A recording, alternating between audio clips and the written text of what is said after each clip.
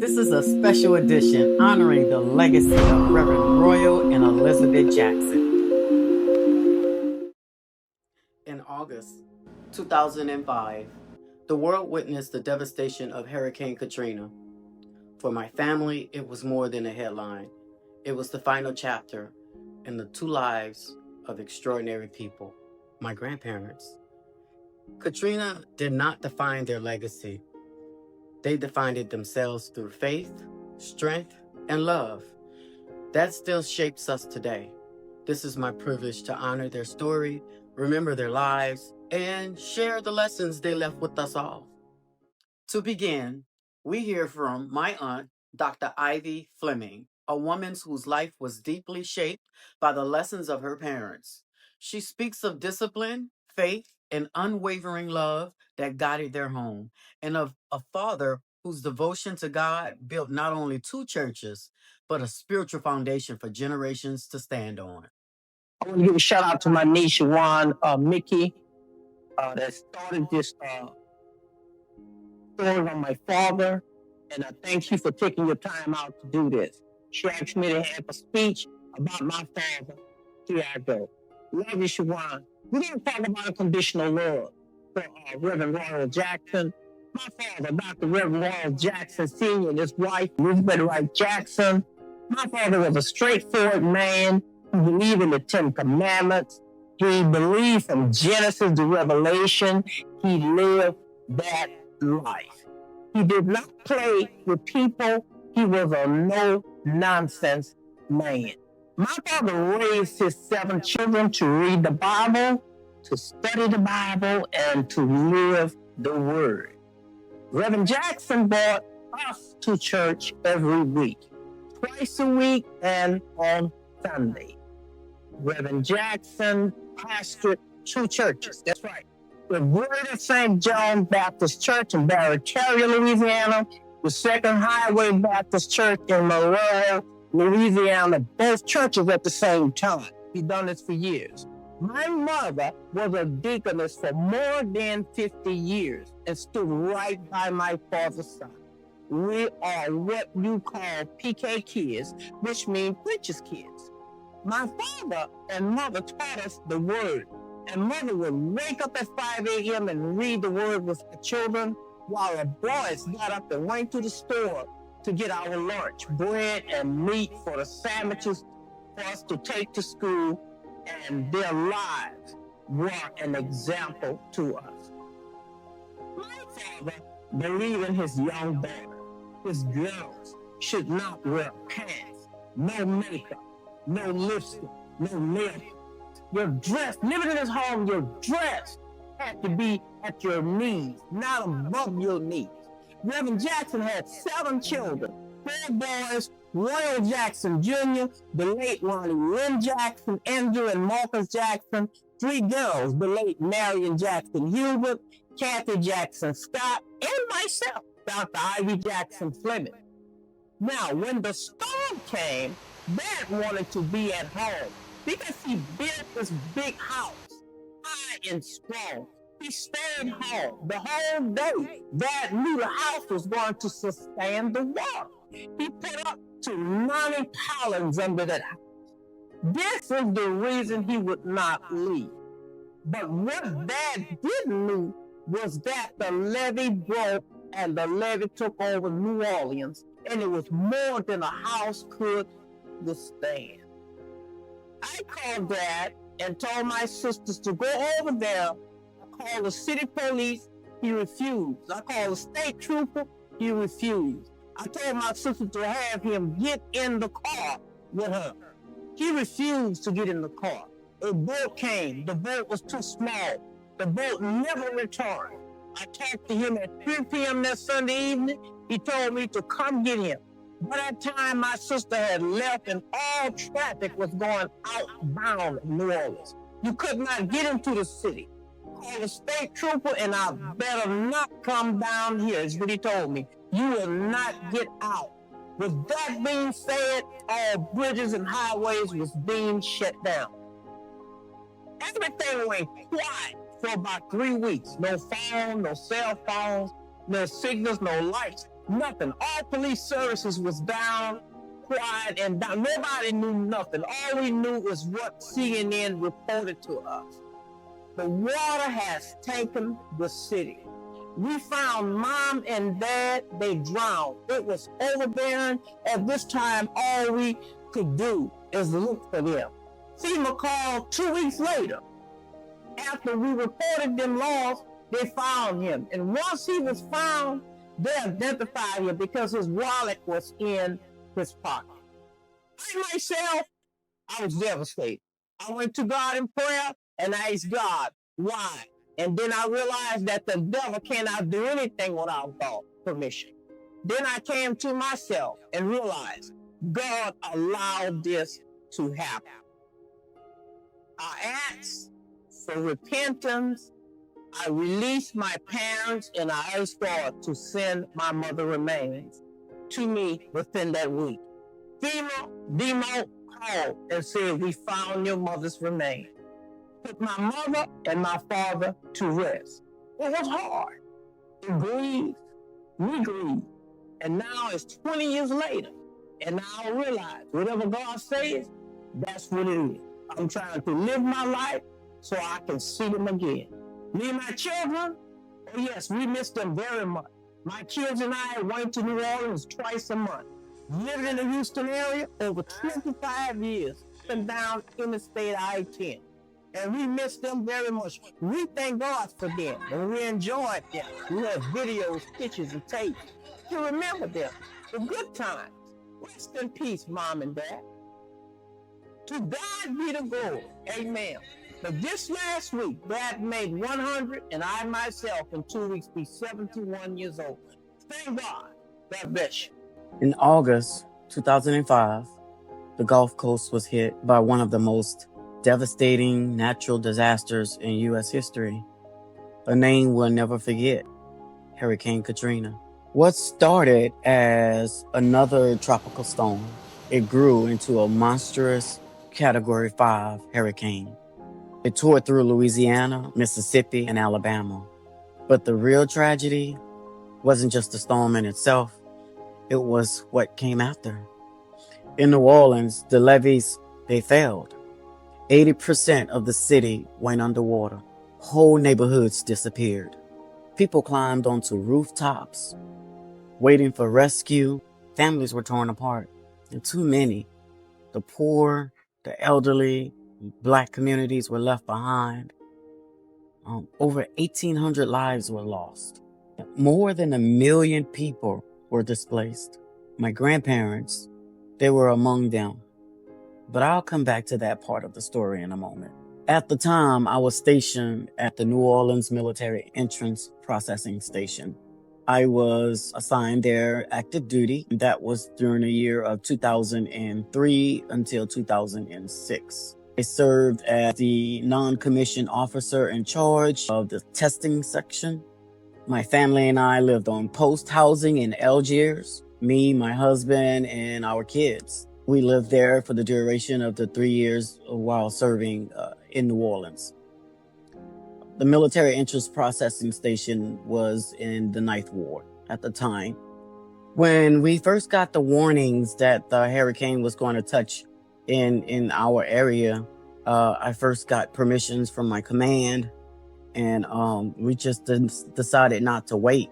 We packed up 2 cars, and the kids and the pets, and we headed west. We went straight to Lake Charles.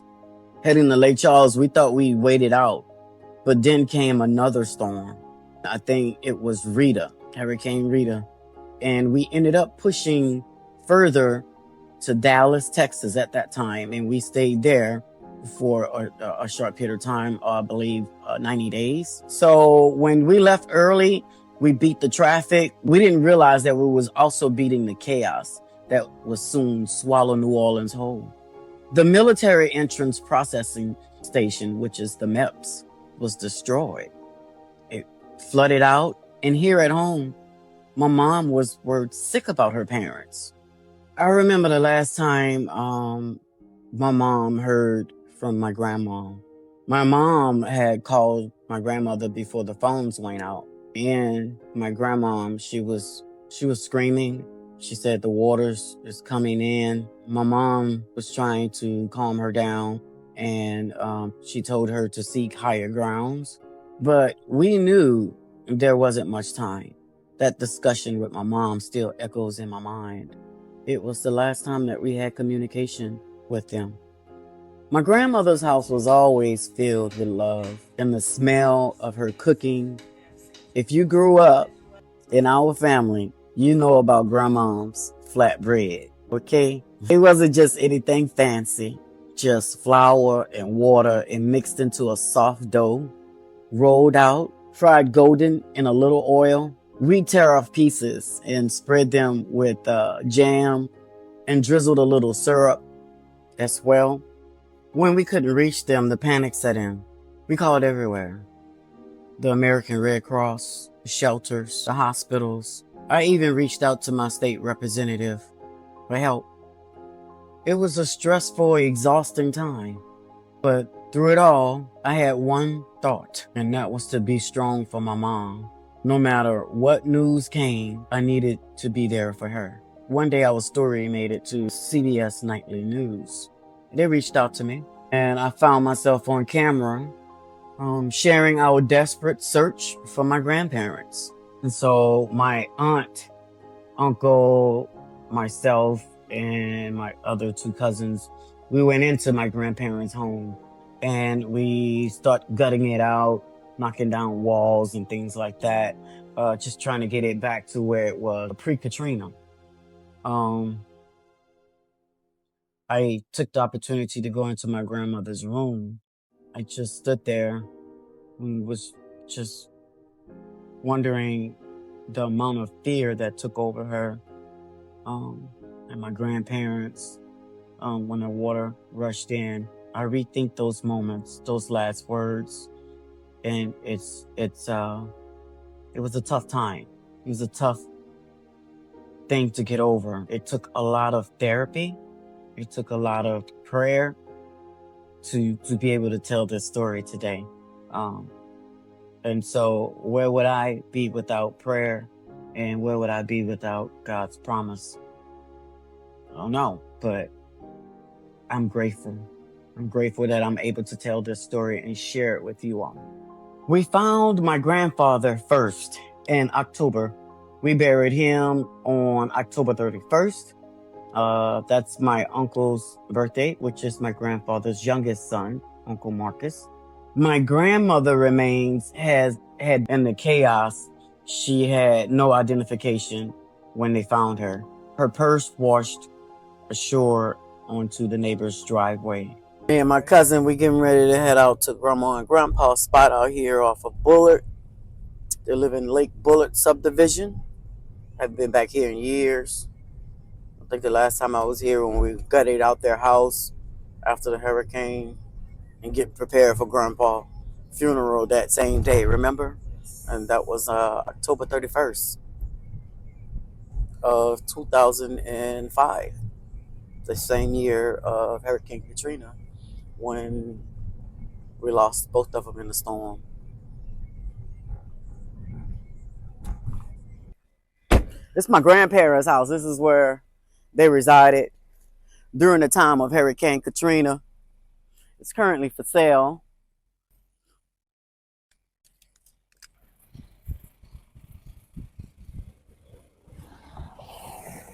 And so my grandmother lived here.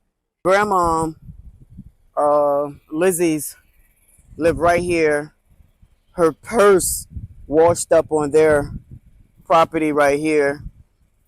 We were able to recover her belongings from there.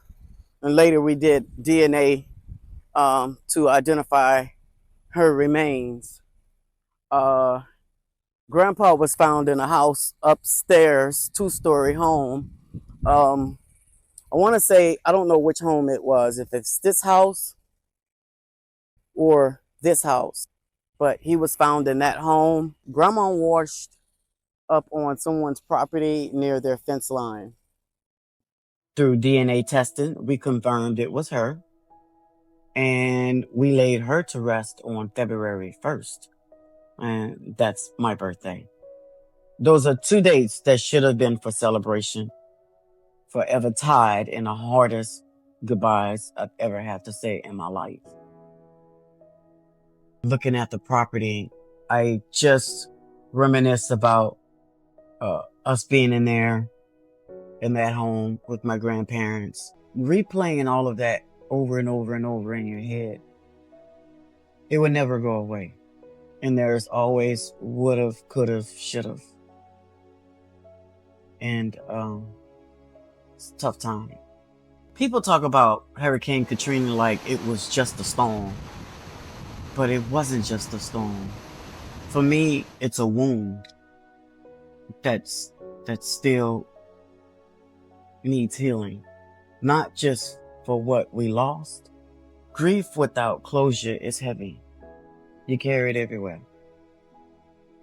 Every meal you cook, every story you tell, every quiet room that should be filled with laughter.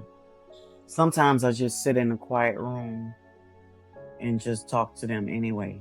Especially now that I'm here in New Orleans. I'm telling things like I made it. I have a true, genuine conversation with them. I tell them that I'm still here. I'm still trying. I'm still honoring them the only way I know how. By living fully, loudly, and with a purpose.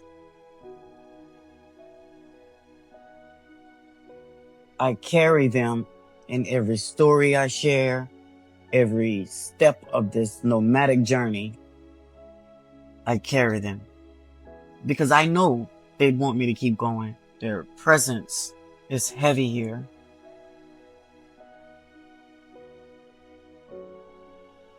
Hurricane Katrina didn't just destroy homes. She tested my faith.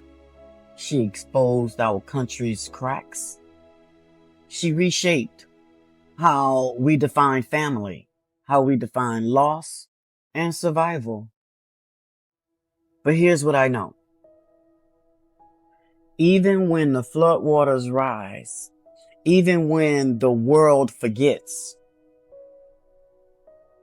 love remembers, and legacy lives on. Our next voice is my Uncle Marcus Jackson. He's the youngest of our family. He shares his deep love and cherished memories of both parents and his heartfelt belief that their passing together was a blessing, allowing them to enter the kingdom of heaven side by side. Greetings, everyone. I'm here today to tell you about the late Reverend Royal and Elizabeth Jackson, my parents. All my life, I've known them to have been a great character of God. They raised me in a God-fearing family. I went to church all the time. My father had great faith, and my mother also. They prayed a lot. They talked to God a lot. Most of all, they trusted in God. The life they live is a godly life. Knowing them was a beautiful thing. Knowing how to pray, how to trust God, how to believe in God, how to love your family, how to love people, how to treat your neighbors kindly.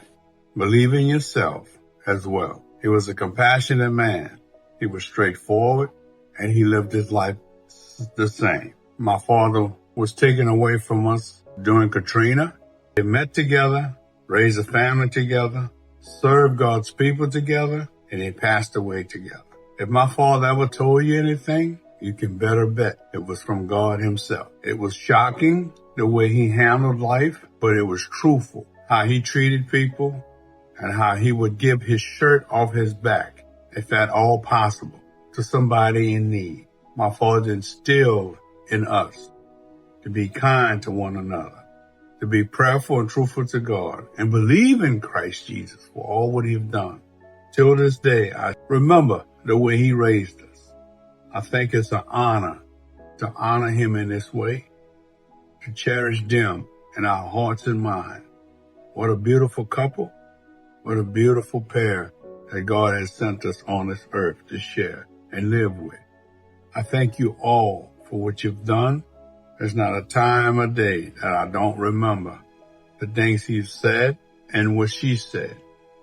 Even my 34 years of offshore have kept me living a life of Christ through the prayers and through the advice of my parents. Everyone knows them. Everyone's feel this love for them.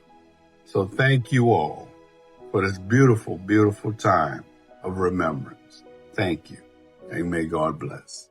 In the heart of the storm, my cousin Gerald set out on a desperate mission to find our grandparents. Through flooded streets, chaos, and unthinkable loss, he pressed on. What he discovered that day would change our family forever. I remember being stationed at Fort Hood, Texas. I was in BNOC, the basic non-commissioned officer course, a leadership course in the Army, and it's a week long. And so I remember being deep in training when I first heard about Katrina. Really was just another hurricane, I thought. Nothing out of the ordinary. Nothing really could have prepared me for what was coming. That day, it was business as usual at Fort Hood. The news kept reporting this Category 5 storm heading towards New Orleans, which was 8 hours away from me. Being from the Gulf Coast, I didn't think too much of it. Hurricanes were a part of my life. They came and they went. From New Orleans that was my life. But something about this one started to feel different. When I saw the media coverage and I saw the highways backed up, people evacuating in panic, deciding whether to ride it out or risk getting stuck on the road. Later that day, I got a call from my mom. She said she had been talking to my grandparents and trying to convince them to leave. And she also told me about my aunt who was trying to leave and she was trying to evacuate and just couldn't get out. And so she ended up turning around and stopping in to check in on my grandparents who lived on the east side of New Orleans. And then she wound up going home after. So my mom and I talked for about 15 minutes and then I went back to training. A few hours later, she called again and she had sent the police out to get them before the brunt of the storm, but they refused. They would say he was the pastor of Second Highway Baptist Church and that he's not running from God. And he believed everything happened for a reason. My grandmother, his rock, she stayed by his side no matter what. You saw him, you saw her, you saw her, you saw him. I mean, that's just the way it was with them. They're both in their late 70s and he had suffered a stroke not too long before the storm. So his mobility wasn't the greatest. And it could have been just too hard to leave for him. And that's just what it was. And so the storm hit New Orleans that Monday. And in Fort Hood, I remember the next day, the sun was shining and the grass was being cut. And birds chirping and people playing and laughing and giggling. But I couldn't do anything. I was glued to my phone. That next day, we had learned about the levees that had broken. And then we learned about the surge and the wind and the flooding. It was all devastating news.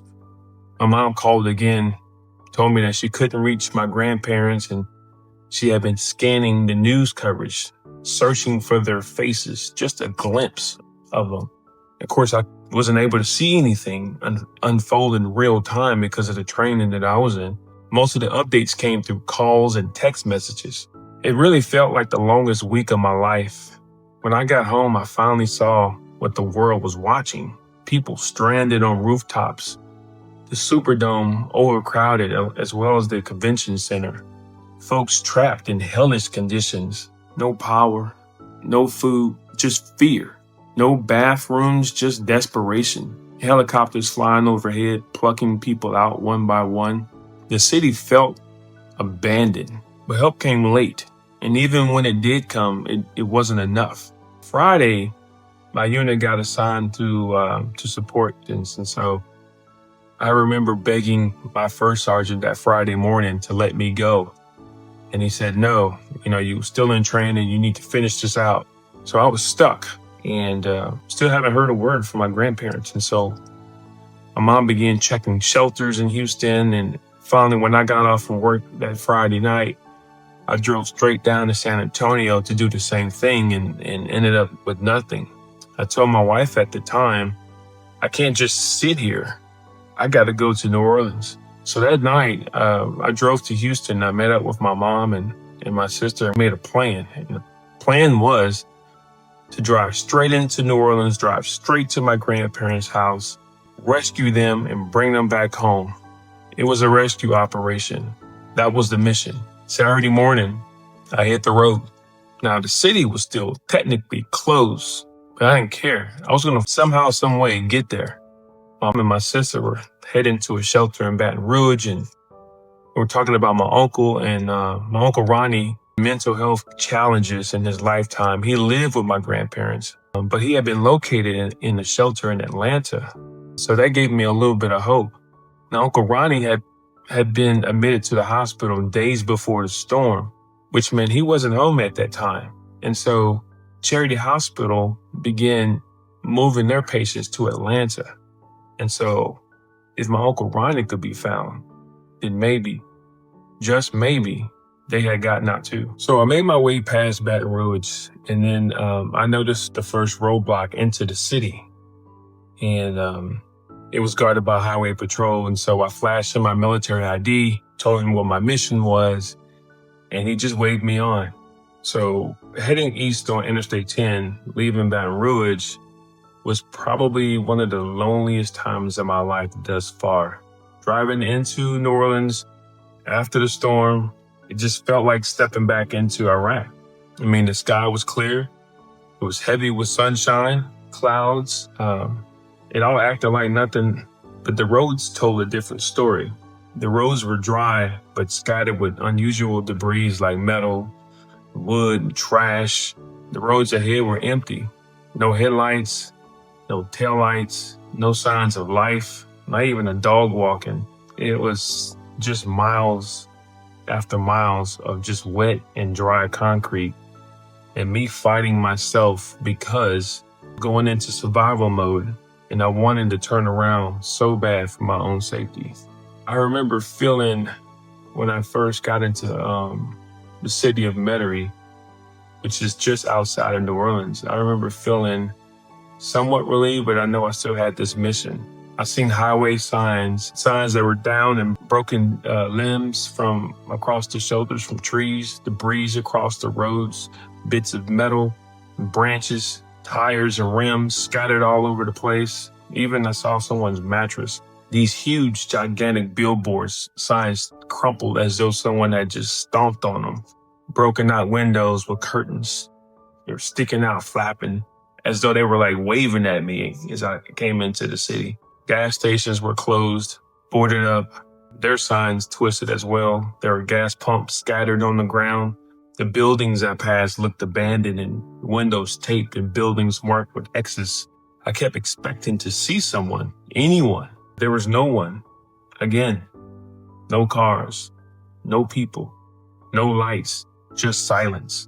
It was like the city had vanished before I could even reach it, like it had already drowned.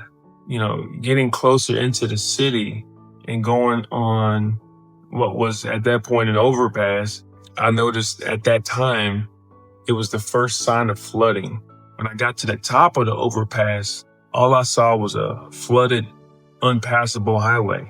I had been on Interstate 10 the entire time since Baton Rouge, and this was the first time that I come to a complete stop. And I was still about 30 minutes away from my grandparents, and so I had to come up with a plan. So I came up with a detour, which was to go around the city by taking the Huey P. Long Bridge, and that brought me to the west side of New Orleans. Now, this side did not see the heavy flooding, and so I figured I could go this route, and that actually worked in my favor because I was able to make it to actual downtown New Orleans by going that route. And if anybody knows the city, you got to go through, you know, places like Marrero and Gretna, Algiers, cities like that to get to the actual. So once I reached downtown, I was somewhat relieved that I made it into the city finally. That time was around about 2 p.m. And so I tried to call my mom to say, hey, I made it to New Orleans. But I discovered at that time there was no cell phone service in the city. When I was up on the bridge, I overlooked the downtown in the French Quarter. I pulled over to take it all in, and I was just standing on I-10 in 2-lane, and all I seen was just water, like it was a lake that had always been there. The air was thick, it was muggy, and it was hot. and it was steel, and it was heavy with stench of like rot, gasoline, and something sour I couldn't place. Not a single voice, not a single car, just silence, broken only by the creak of a broken metal sign that was swinging in the breeze and the occasional like distant thud, like maybe something collapsed, or maybe there was nothing at all. So I got back in the car, continued my journey onto I-10 until I got to a stopping point where I came over to another top of a bridge, another top of an overpass. And that one was near Bullitt Avenue on the east side of New Orleans. And that highway from that point turned into a boat ramp. I had no choice but to turn around yet again and take Highway 90. When I exited Highway 90, I realized how bad this was and how bad this was for my grandparents. That entire neighborhood, that entire subdivision was flooded.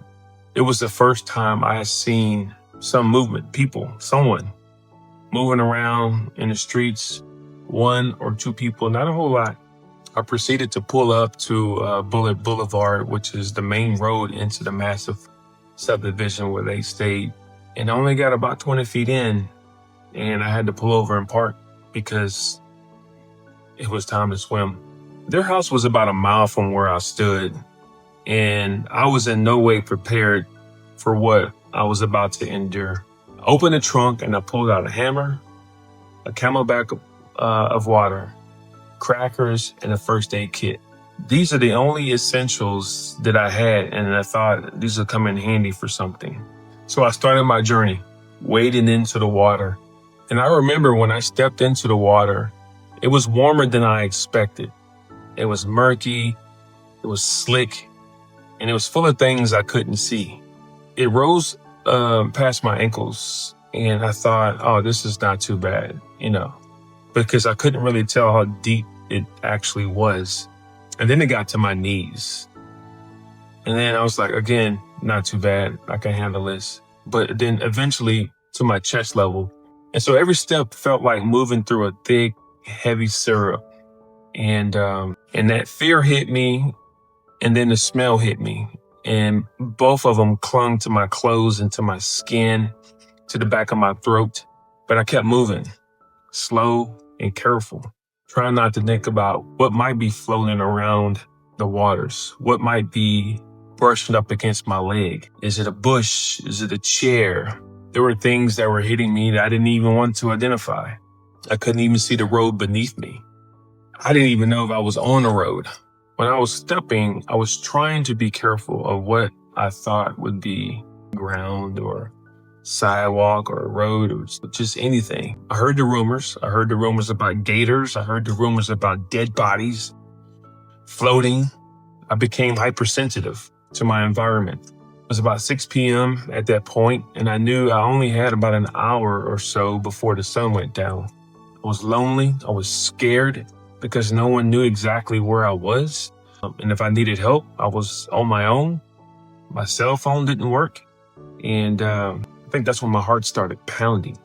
And so with every step that I took, I became more fearful. Again, thinking about floating objects. Was there a gator waiting for me, to devour me, like its prey?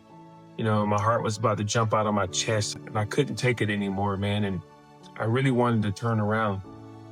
And I was telling myself to turn around. And I was thinking about my wife and my son. I had to get back to them. Having those thoughts of my grandparents trapped in the attic, though, that's what kept me going. It was too much for me to bear. And so I talked myself into keep going.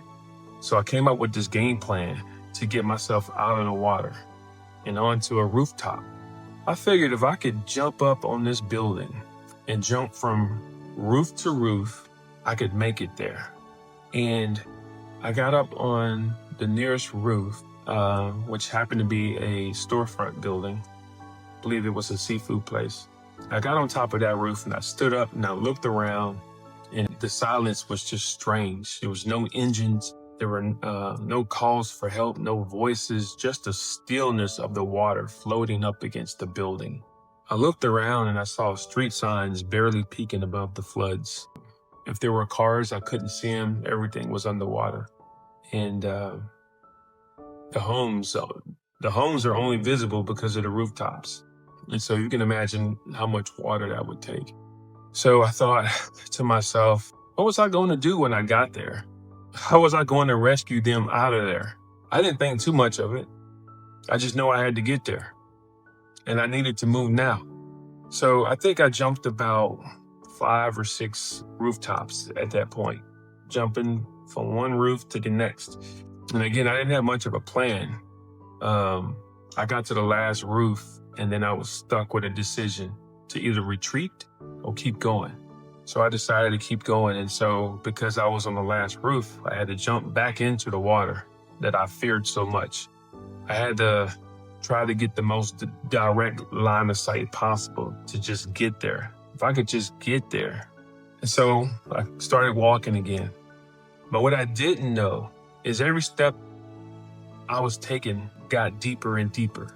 And I didn't realize what it was, but I realize it now that for every step that I took, it went from chest to neck into almost right around where my lips are.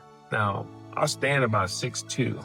I really didn't feel like swimming. And so I couldn't understand why it got so high. And so I wound up turning around.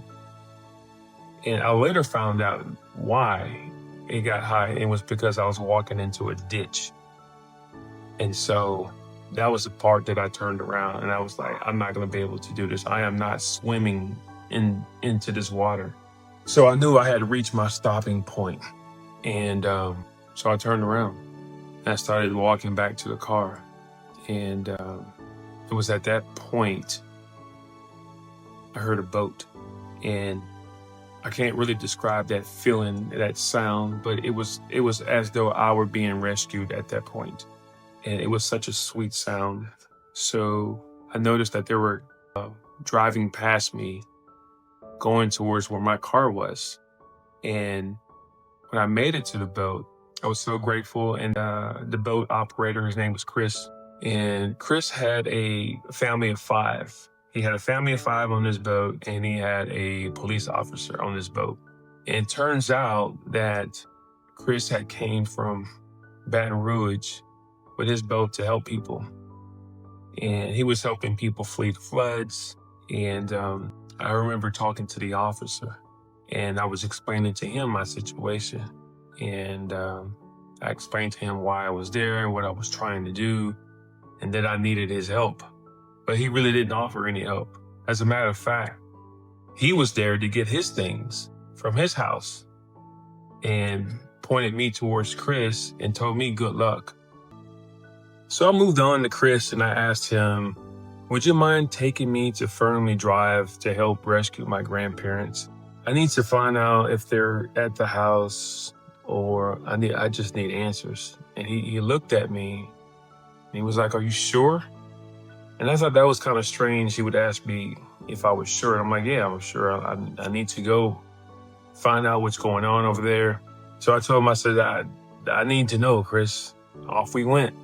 And we sped away, and it was a surreal moment because we're on a speedboat, and we're just zipping down Bullitt Avenue on this speedboat. And I could not believe this reality. This was my reality right now.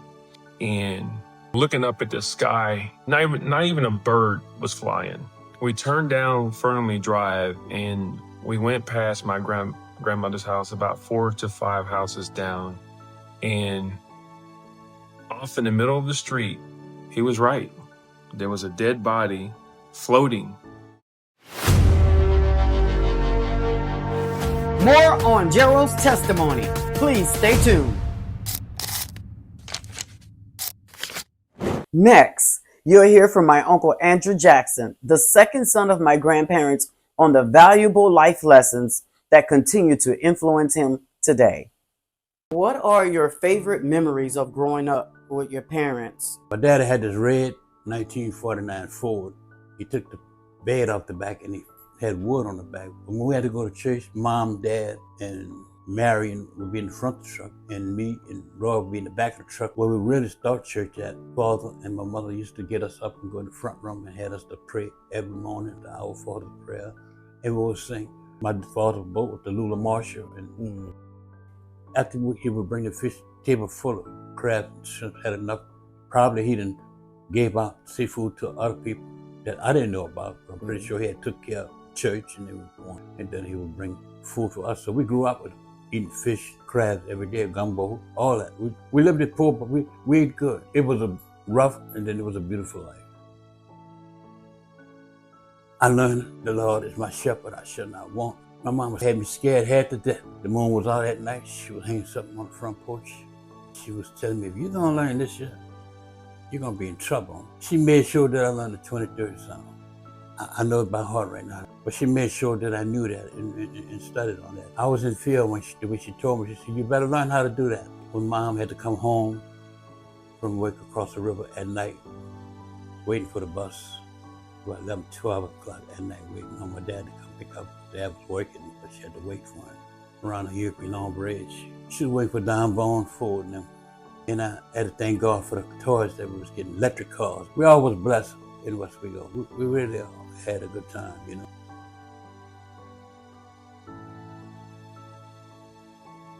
Mom and my dad went to Florida convention, and they left me and Ronnie at home. My Uncle Howard was there.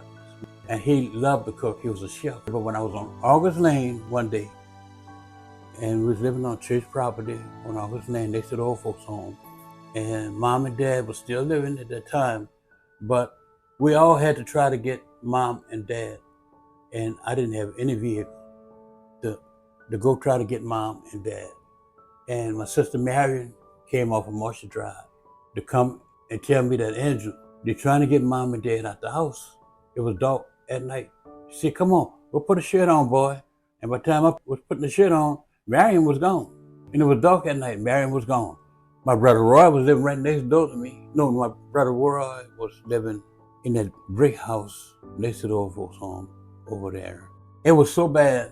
Big as I was, I had to get in the kitchen cabinet. I can hear the large pecan trees falling on the ground. You could shake the house. I wrote Katrina out right there.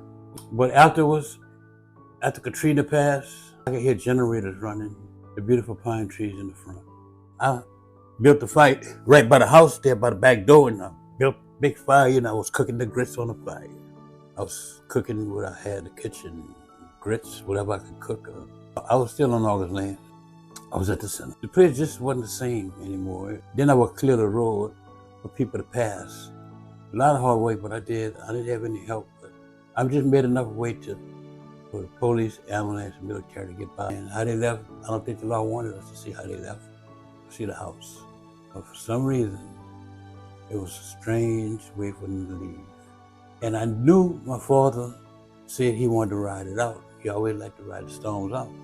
And it was just this time, he rode it out. You know, that was it. Talked about how your parents, the significant things they taught you and you still use today, and what they meant to you. You shared memories on Short Street, growing up under his leadership in the church. He was a beautiful father.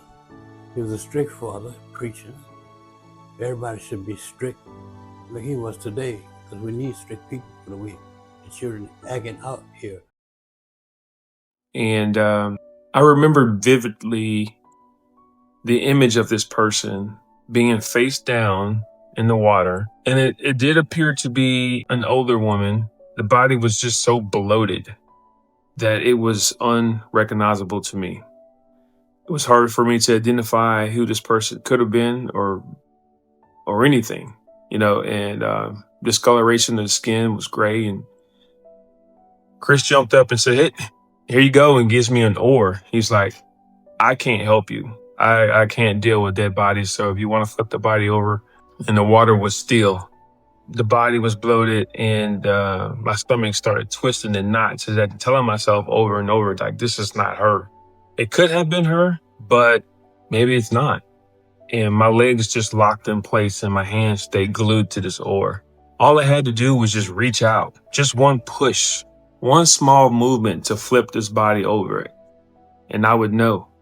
And I just couldn't do it. I couldn't do it because if it was her, that that lasting image would be burnt into my memory forever. And I just couldn't live with myself with that image. And so I kept going back and forth with whispering to myself, this is not her. And it can't be her. Like this, and you don't see your grandfather anywhere. This is not her. And then I was like, well, what if it is her? Do I put this body in my car? It was getting late. The sun's going down. I just wasn't ready. I wasn't ready to know anything like that. I wanted her to be alive so badly. And I know mentally, I just wasn't ready to see her like this. Being cold, bloated, and floating in a city that drowned her, that left her for dead is how I felt. So I stood there, eyes tearing, heart pounding, and I did nothing. And I told Chris I just couldn't do it. And so we turned away, and it wasn't because I didn't care, but because I care too much, I believe in. And so I didn't want to be tainted with an image. And I just remember telling him to take me to the house. When we got there, I noticed that both of the burglar bars on the doors were locked. Now, to me, that meant either they're still inside or they had enough time to lock everything up and then leave. They had like burglar bars in all of the doors and all of the windows in the home. And so I wasn't really quite sure how I was going to get in. So I started yelling for them outside in hopes that they could hear me and then let me in. So I did that for about 5 minutes or so. Of course, that didn't come up with anything. And so I had to come up with another game plan. And that was to get back on the roof. Once I got on the roof, I took my hammer out and I pried up the wind turbine. And once I got that up, it left a big enough hole for me to get in. Once I got in, I was inside the attic. I was happy to finally get inside the attic and noticed that the stairs were already down. They had been up there or so. So I kept hollering for them, but nothing answered. Chris told me that, hey, he's not coming in and that I have to go in alone. So there I was again, alone, scared, and walking with fear with every step that I took. I made my way down the attic steps and into the hallway, and then I was finally fully in the house. And in the home, the water level was like waist deep, and you could see the water line across the walls, the dark stain just above waist level. Everything below it was just ruined. The couches were soaked and the pillows were floating like the house just gave up on itself, honestly. Photos had fallen from the walls and the frames were cracked and the pictures inside were blurred. I mean, everything was just ruined from the water and the dampness. The carpet squished under my feet with every step. That's what I remember. I also remember an eerie feeling because it was just quiet. I wasn't even sure Chris was even outside still. I let my nerves get the best of me because yet again, I was back in the water by myself, still wondering about dead bodies, still wondering about snakes and gators, and I hated the fact that I could not see anything, bumping into things that it was just so unnerving. No hum of like electricity, no voices, not even a creak of the house settling. It was just dead silence. I remember hearing those soft drips of water that came out of somewhere, and I stood there looking at what used to be a home, and now wasn't. It was just a shell full of silence and rot and memories I could barely recognize. I stood there long enough to build up the courage to walk through the house, and that's when the silence broke. See, my grandparents owned a clock. It was a miniature grandfather clock, and it had a Westminster grandfather clock noise to it. And if you know what that noise is, it just went off. Ding, ding, ding, ding. And it was like the final hour. My whole body trembled with fear. What does this mean? Was this a spiritual warning? Was this my clue to get the hell out of there? Why is this clock still working? I'm surprised I didn't have a heart attack. The sound of the clock still gave me hope, but it gave me goosebumps at the same time. Thankfully, at that moment, I think Chris heard me and asked, hey, if I was all right. And so this gave me some courage to move because I was frozen solid. So I went back to the attic at that point. I stopped what I was doing and just turned around and went to the attic and I said, I can't walk through this house. And so I got into the attic and I started punching holes in the, from the ceiling. I would go to each room, punching a hole, looking, scanning the area to see if I could see anything. And so that really speeded up the progress for me. I managed to make it to every room in the house by punching holes and screaming for my grandparents. My only discovery is when I made it to the garage and I knew they had a dog in there. And when I looked in that hole, I saw the carcass of this dog, still chained, and I'm sure that dog gave up a good fight, but he just didn't stand a chance, and he was a small little guy. I needed a win, and I wasn't winning anything. So I headed back downstairs from the attic, back into the house, and I needed to get something. So I grabbed, the first thing I saw was a picture frame, and I grabbed this picture frame that hung on the wall. And in this picture was a picture of my mom and her siblings and her parents. It was probably the most significant thing that I could find in that instance. I grabbed it as proof that I had been there. I made it my way back to the roof. I handed Chris the picture frame. And then I walked the entire perimeter of the house on the roof just to make sure I didn't forget anything, miss anything. I went back over to Chris, jumped back into the boat with this frame. It was probably the only thing that saved my day at that point. I thought that was at least a win for me. And we turned around, headed back to the car. It was about 7:30, and the sun was going down, and I knew I needed to get the hell out of there. So I sped off through the streets of New Orleans. I pulled up on a SWAT checkpoint, and they immediately stopped me, pulled their weapon out, pointed at my face, flashlight in hand, asked me for my credentials, pulled out my military ID, and they waved me past. I could not leave that city fast enough. I mean, I went as fast as that car would let me go. I remember leaving the city limits. The pain was numb.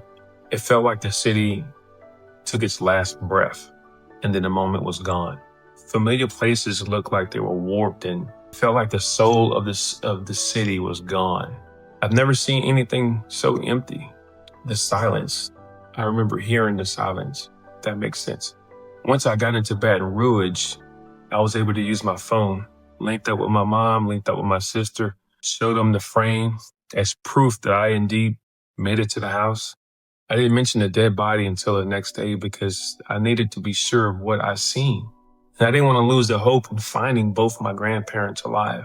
So that next day, the body was reported by someone else and was picked up by the county. But it took a few weeks for them to identify the body. And once they did identify the body, they sent the photo of the dress. They identified her as being my grandmother. And I remember looking at the photo of the dress and remembering seeing that same dress on that body that I seen. So that told me that the person that I saw was indeed my grandmother. And I can only thank God for not allowing me to see her face. And so the memories that I have of her smiling, laughing, kissing, yanking my ears when I got in trouble, those are the things that I have of her. And my grandfather, I didn't see anything about where he was. And I mean, there's a report. He was in a house on the second floor or somewhere, and his body was identified by his wallet. And so I can't tell you how they got separated. But I know we lost a lot that day. My mom and her siblings lost their parents. My cousins and myself lost their grandparents, and my grandparents' sisters, their siblings lost their brother and sister. And so it was just so much. And so the way things affect me now is that I don't try to put off things for tomorrow that I could do today. And never trying to miss a moment to tell somebody I love them. It's just a simple text. And that could be an aunt, an uncle, could be a cousin, could be a sister or brother, could be your parents. Just a simple text to say, I love you. Those are things that I think we take for granted sometimes. And so I want to give you your flowers now among the land of the living. And whenever there's an opportunity to go see your loved ones, do so. You just never know when the day will be the day. Hello.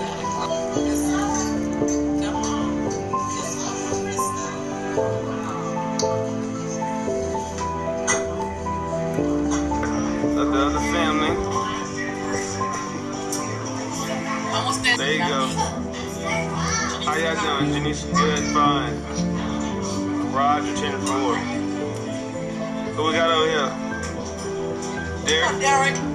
What? Well, say hello, man. Say what's up. Hello. Got Marissa going on. Got you to make this up your face. Leading. Hello. Right.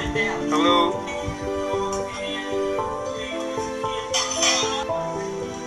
Say what's up. What's up? Hi. What you doing? I caught you on the toilet. Oh, you just sitting down? You really believe I was exposed into the camera?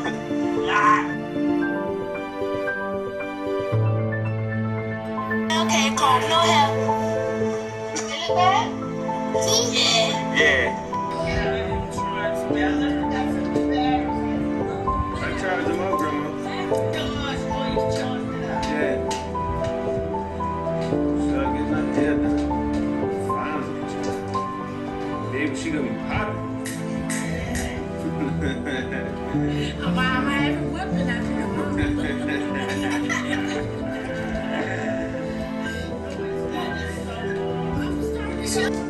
Who's that? Huh?